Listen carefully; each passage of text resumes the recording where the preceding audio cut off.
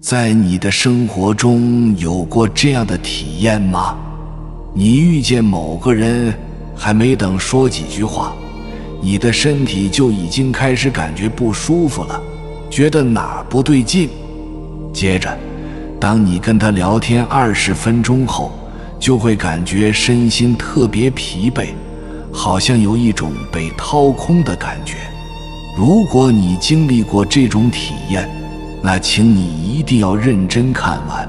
这个影片会有点长，因为我将为你详细揭露其中的奥秘。如果你当下没时间看完，请记得先订阅，以免关闭后再也找不到这个影片。好啦，让我们开始吧。首先，你要知道一个真相，那就是我们身体、情感、思维是一个统一的整体，每时每刻都能在产生、转化、流动着，向外散发着能量。量子物理学指出，宇宙磁场组成了宇宙的万物，宇宙的万物都是能量在磁场的作用下构成。无论是街上跑的汽车，还是你本人，都是由能量组成的。你、太阳、月亮和星星都是由相同的材料组成的。你是一个能行走的、会说话的，以人类身体形式体现出来的智慧能量体。你由细胞组成，细胞由原子组成，原子由次原子粒子组成，次原子粒子就是能量。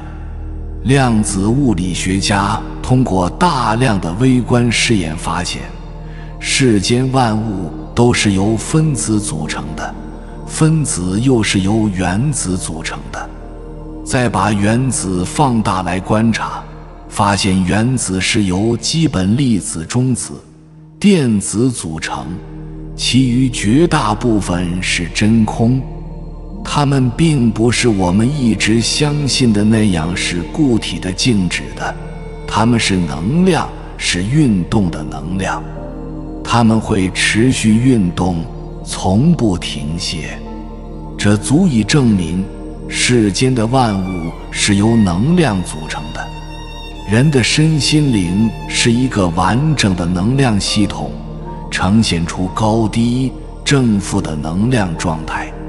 工作、生活中我们会遇到各种各样的人，他们都有各种的能量状态，而不管你有没有察觉，这些人都会对我们自身的能量状态产生影响。能量有大小，也有正负。同样一杯水，有人叹息只有半杯，有人却感恩还好有半杯水。一个人靠近你时，你不知道为什么，本能就会感觉到充满了厌恶，或者感觉到美好的感觉。这就是能量正与负。拥有魅力的人，或者充满活力的人，他们充满了正面的能量。如果能量很大，会不断向外散发出来，感染别人，与他们相处人都会感受到美好。他们可以被称为能量给予者。而那些充满负面能量的人，他们的身体、情感、思维里面充满了负面的东西，自己又无法转化，所以会不断向外界吸取能量，来填补自身的能量损耗。结果，靠近他们的人都会感觉到不舒服、难受、压抑，就是因为他们在不断吸收你的能量。他们可以被称为能量吸取者。我们身边一般都会有这样的能量吸取者，他们就像个黑洞，什么都往里吸。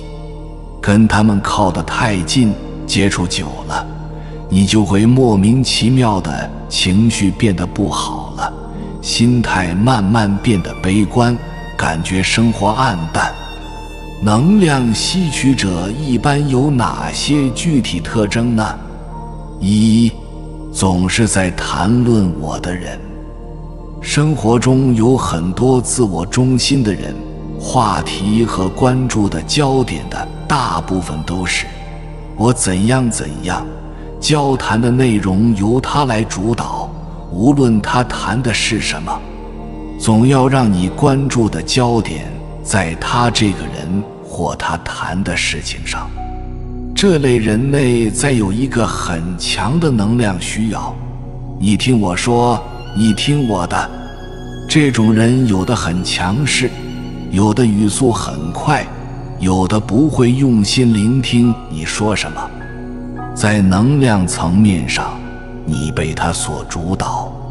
生活中很多强势的人，用强势压倒你的人，需要用这种强势来掌控你的人，都属于这类人。这些现象的真相也是，他在吸你的能量。他内在有很强的表达、掌控的需要。如果你迎合他，持续20分钟后，感受一下自己的感受，你的身体会告诉你答案。比如，谈话开始了，对方在说他感兴趣而自己不感兴趣的话，这时候适当抽离出来，问问自己，为什么他要让我听这些内容？他有没有感受到我并不感兴趣？我们真的是在用心感受着对方来交流吗？身体永远都不会欺骗我们的，身体是潜意识的出口，潜意识是保护我们的。如果你的身体感觉不舒服了，实际上是身体在提醒你，保护好自己的能量。二，总是抱怨、发怒的人。一个抱怨很多的人，身上的这种能量随时随地都会流动出来，看什么都不顺眼，会很挑剔，看事物容易把自己的负面想法投射到外在的事物上，会常常想，他的这个行动，这句话是不是针对我？人的想法、意念都是能量，负面的想法、意念无疑会释放出负面的能量振动频率。他自己的能量系统和身体为了保护自己，会无意识地释放这些负能量。负面的能量在身体里，不去释放或转化它，能量是不会消失的。于是跟他接触的人就成了帮他消化这些能量的对象。你可以用自己身体的感觉来验证一下，找一个平时抱怨很多的人，觉察一下你在听他的抱怨前和抱怨后自己的身体感觉有没有变化，你的能量状态有什么改变。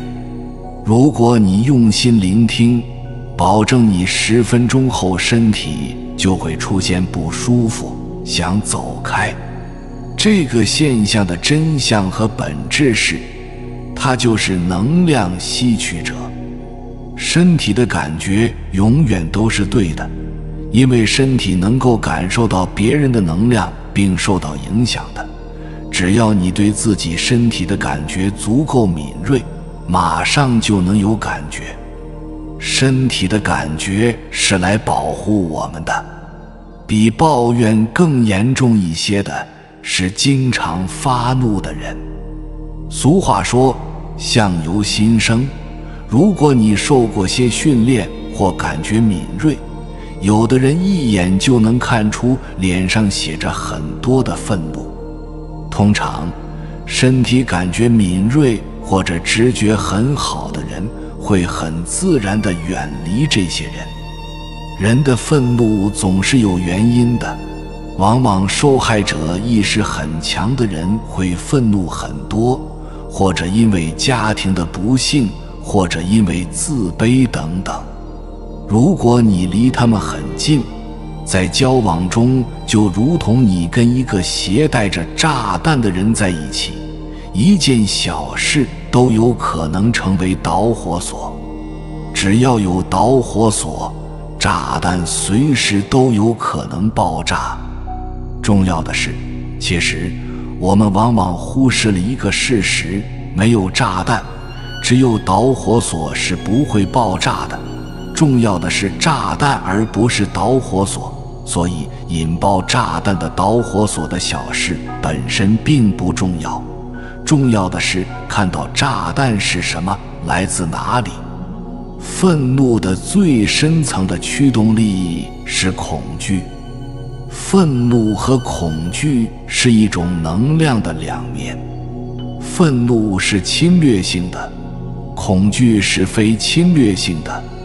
恐惧是负面状态的愤怒，愤怒是正面状态的恐惧。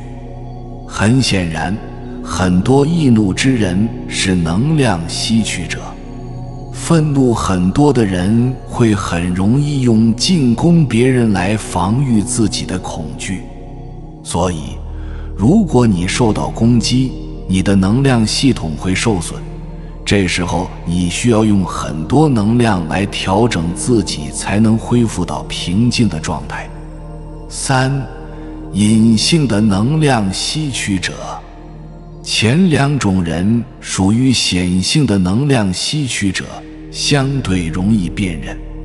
还有一种人是隐性的能量型吸收者，比如他话不多，看上去也不是在语言上抱怨很多的人，谈话时他也关注你的感受，并没有主导谈论的话题，也并不强势，但是他的内在好像有些弱，让你产生同情、怜悯，想去帮助他。这种人也是一种能量吸取者。那些内在要求你关注他很多的人，在你们的关系模式中，他的内在小孩有很多的需要，就像一个婴儿，需要你关心他、照顾他，需要你十分关注他内在的感受，给他婴儿般的呵护等等。而在你们的关系模式中，你无论从外在到内在都习惯了照顾、关心他，你自己有被需要的需要，所以你就拼命地给予。如果你能量状态很好，享受关心照顾他的过程，满足自己被需要的需要也没什么问题。可是如果你自己的能量状态本身就一般甚至不好，这时候你继续不断地给予，你甚至在牺牲自己的健康的给予，就会损害你的能量系统，久而久之，终有一天你的能量系统会出现问题的。要知道，生病是对我们的能量系统出现情况的提醒。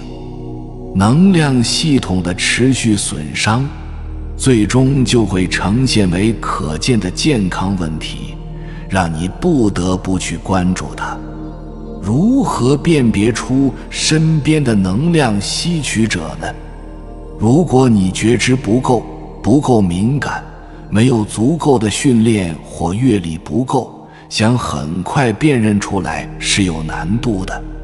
辨别吸取能量和给予能量类型的人，需要我们时刻保持觉察和敏感性，这是一种觉知的能力，并非可以用公式定理来套用。以下是一些你可以尝试的方法。1. 注意自己的感觉。当你与某人互动后，关注自己的感觉。你感觉活力充沛、满足和平静吗？还是感觉疲惫、不安或者情绪低落？如果是后者，那么这个人可能是一个能量吸取者。2. 注意身体反应。我们的身体通常会对能量交换有直观的反应。如果你在与某人互动后感到身体疲惫、头疼或其他不适，那么这可能是一个能量吸取者。3. 注意他们的行为。能量吸取者通常有一些共同的行为特征，如总是抱怨、主导对话、忽视你的感受或者需求，或者经常需要你的帮助和支持。4. 注意他们的言辞。能量吸取者通常会使用负能量的言辞，如负面评论、批评或者抱怨。同样的，如果你恰好有和这4种现象完全相反的觉知，那么你很幸运，因为你遇到了能量给予者。你接触了吸你能量的人后，感到自己的能量状态降低了，不舒服了，浑身不自在，总觉得身体里哪有什么东西堵着似的，疲劳体乏，非常想休息。而在接触给予你能量的人后，你感到身体舒适，内心平静、祥和，感到心灵和身体得到了滋养，甚至从心灵深处升起一股能量，内心充满活力和阳光。需要说明的是，这里说的能量吸取者与人品的善恶本身并无直接关系，非白即黑是嗔心作祟，不可说能量吸取者都是恶人，我们说的只是能量状态。现在你一定急切地想知道，如果发现身边有能量吸取者该怎么办呢？最好的方式当然就是远离这些能量吸取者，去那些高能量场的地方，接触到高能量场的人，然后自己也慢慢变为高能量的人。但是很无奈，现实中很多时候做不到。比如你的亲人、家人、领导就是这样的人，然后他们不断破坏你的能量，你却很难一下子就摆脱了。这样复杂的情景要怎么做呢？我愿意和你分享几个可以尝试的建议，希望对你有所帮助。1. 建立稳固的自我，逐渐脱敏。首先，把我的根本与我的行为区别开来。如果有能量吸取者打压我们时，我们就思考，他们打压的只是我们的某个行为，而不是我本人，身为我的这个人。这样你就会从被迫害感中脱敏。行为错了可以纠正，人本来就没有完人，自我改正就好了，改正也带来进步。而别人就是攻击自己本人怎么办？比如你第一次试着给家人做饭，不太熟练，菜烧焦了一些，亲人立刻就大声责骂我简单的家常饭都做不好，以后结婚了还能照顾好家庭吗？你解释自己还在学习中，希望他可以指导我，但是他继续说，你都这么大了，基本的家务都不会，以后怎么当一个合格的女儿和妻子？就因为初次下厨有误，他完全否定你这个人会不会做一个好女儿和好妻子。就因为一点小事，就完全引发了对人本身的攻击。这时候你会非常生气，但是你要明白，这个他攻击你这个人时，完全是对方的问题，是他本身自身某些方面的问题，自己多年积累的东西在此时爆发出来了而已。而你一定要有一种边界感，别人的问题与你没有任何关系。切记，不要让别人的问题伤害到你，意识到不是自己的问题，把问题让对方自己承受即可。别人送你的礼物，你不接受，礼物自然还是他自己的。2，学会说不。说不可能很难，特别是如果你是一个讨人喜欢或很好说话的人。然而，不是一个界限，我们需要和能量吸取者保持距离，否则他们会越过界限。如果你不愿意和某人一起出去吃午饭，你拒绝他也没关系，他可能会试图让你感到内疚，但这可以很好地提醒你为什么要拒绝他。3，做有魅力的自己。能量是我们身心意的流动，所以对事物要更加积极地看待。那些能够向外传递能量的人，往往是正能量的人。我们不需要非得成为正能量的人，但是要做个有魅力的自己，面对生活更积极主动，积极思考，去解决问题，充满活力。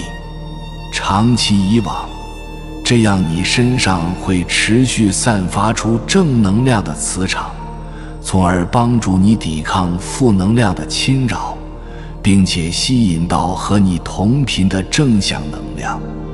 4，站在对方角度思考，做一个得体的人。其实能量的流动多是双方或多方的互动，有时候我们不能光想自己，也要想对方的需求是什么，然后不断思考怎么做的行为才更好得体。这需要共情能力，不仅认识到自己的状态，也能感受别人的感受，他们体内的能量情况，然后根据别人的情况来做一点点得体的行为，这样很容易就得到更好的印象。在别人眼中，你会变为一个善解人意的、很有魅力的人，他也就不太可能会来打压、辱骂、精神暴力你了。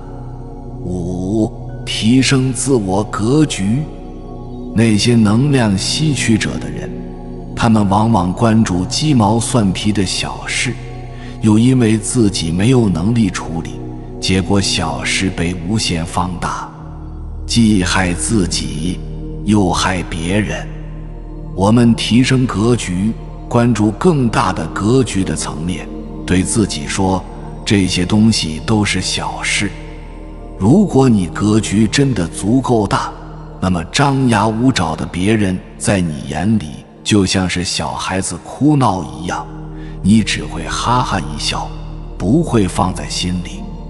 一位纳粹集中营逃跑出来的人，劫后余生写了一本书叫《活出生命的意义》，说无论生活怎样，我们永远有一种自由，就是可以选择我们面对生活的态度。我们要更加积极面对属于自己的生活。6，与正能量同行。人的本性是趋向积极和光明的，这就是人往高处走一样，每个人都喜欢跟正向、高能量的人交往。接触高能量的人，你会觉得自己那点不开心的事情不过是生命环节中的一个小插曲，没什么大不了的，未来还是光明的、希望的，生活很有滋味。同样的，这样高能量的人也很容易成功。很简单，大家都很喜欢他，愿意和他交往，有人脉就更容易成功。生活中也有很多能量给予者，这些人本身处在高能量状态，内心往往很平静、喜悦，有很多的爱。跟他们在一起，你会感觉很舒服；跟他们交谈，你会学到很多智慧，甚至感到心灵得到滋养。每次你跟他们接触，你会感觉生活是如此美好，自己的内在平静了很多，生活阳光了很多。这些人是高能量的，充满正能量的人。高能量、正能量与爱一样，只有自己拥有了，才能给出去。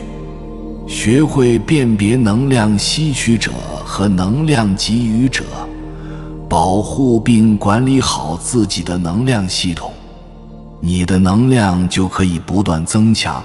能量增强了，就会自然向外散发了，就可以给出去了。感谢你看到最后，希望今天的分享对你的人生有所帮助，请按个赞给我回应吧。回复一句与正能量同行，吸引高能量的人汇聚在你身边。还没有订阅频道的，请点击屏幕右侧的订阅按钮与我建立连接，随喜转发，功德无量。